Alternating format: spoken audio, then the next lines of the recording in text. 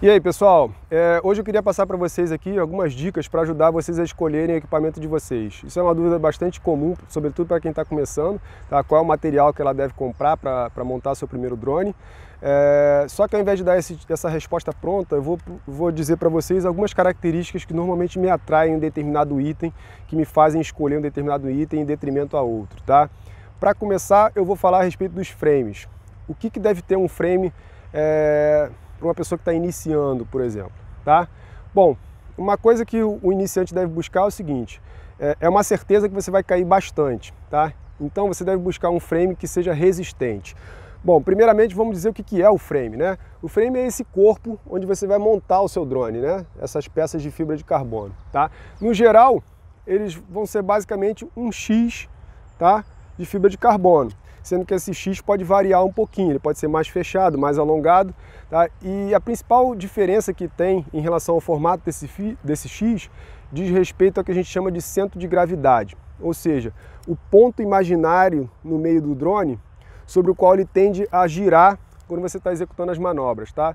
Isso tem a ver com a distribuição do peso dos itens que você coloca no seu frame, tá? Bom, na ordem de peso, os itens mais pesados que a gente tem no drone seria bateria, depois motores e por último a câmera de alta definição, se você estiver falando de freestyle, porque normalmente em racing a gente não usa câmera de alta definição, tá? Uma outra coisa que influencia bastante com relação à distribuição de peso é se você usa bateria em cima, que é mais comum quando você está praticando freestyle, ou bateria embaixo, que é mais comum quando você está usando racing, quando você está praticando racing, tá? Mas no geral, um frame vai ser basicamente um X de fibra de carbono.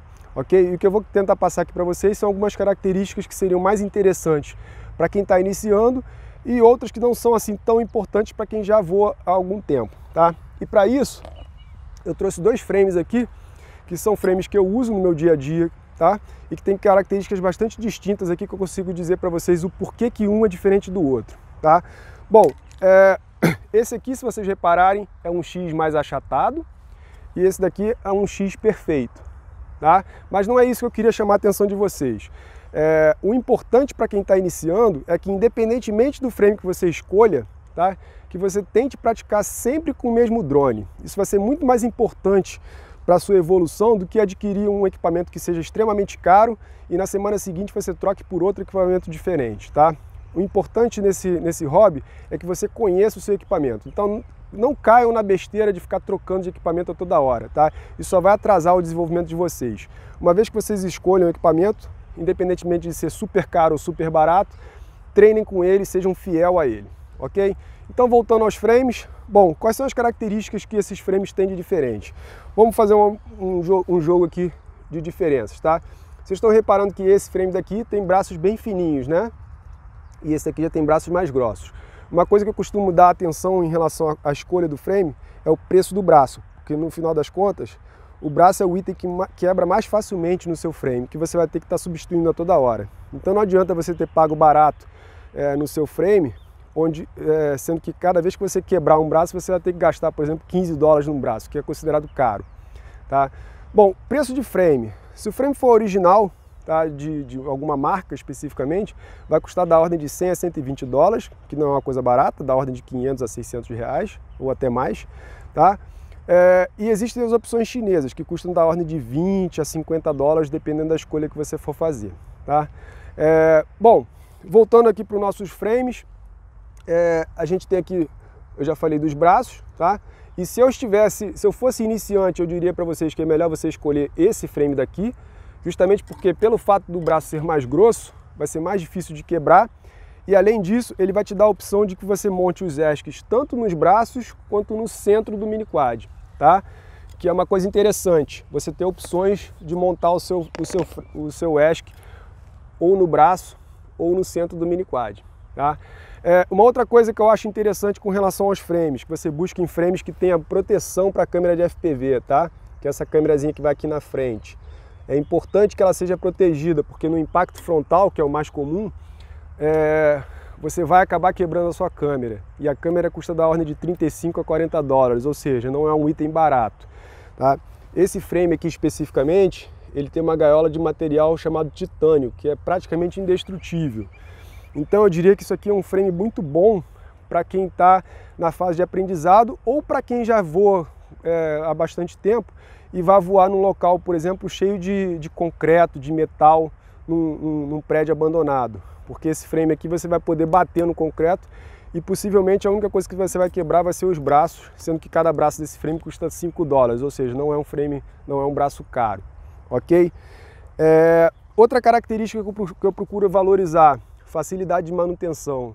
Mas o que seria facilidade de manutenção num frame? Bom, a facilidade com que eu consigo remover e inserir braços novos é uma, e outra, a facilidade com que eu consigo remover o top plate, que é essa parte de cima aqui, tá? Para acessar a parte da eletrônica para fazer manutenção quando eu preciso. Nesse frame aqui especificamente, ele usa 4 parafusos, 2 aqui atrás e 2 na frente, tá? E só com 4 parafusos eu consigo remover o plate superior dele, a plaquinha superior, e acessar a eletrônica. Ou seja, é mais fácil fazer manutenção nesse frame do que nesse daqui, que tem, não dá para ver direito aqui, mas tem 1, 2, 3, 4, 5, 6, 7, 8 parafusos, tá? Pode parecer bobagem, mas para alguém como eu que tem pouco tempo para voar, acaba fazendo diferença, tá? Bom, uma outra característica que eu poderia listar a respeito dos frames. Alguns frames possuem essa distância aqui bem baixa, tá? Isso vai alterar na distribuição de peso do frame, tá? São frames que a gente chama de baixo centro de gravidade, ou Low Center Gravity, ou LCG, tá? Isso vai influenciar na característica de voo dele, mas repetindo, isso não é importante para quem está começando, tá? Mais importante para quem está começando é que o frame seja resistente e que tenha braços fáceis de substituir. E não caiam na besteira de comprar só um frame e não comprar peça reserva. Porque na ordem as coisas que mais quebram são hélice e braços, tá? Outra coisa, não caiam na tentação de comprar frames que a gente chama de frame unibody. Unibody são frames que os 4 braços são juntos com a placa inferior. Porque se você quebrar um braço, você vai perder toda a placa inferior e vai ter que trocar tudo, que normalmente é caro. Ou seja, para quem está começando, é interessante que o frame seja modular, ou seja, que as peças sejam módulos que você possa trocar, que o braço seja barato, que o braço seja espesso, para que você tenha a opção de botar o ESC tanto no braço quanto no ESC 4x1 junto com a controladora.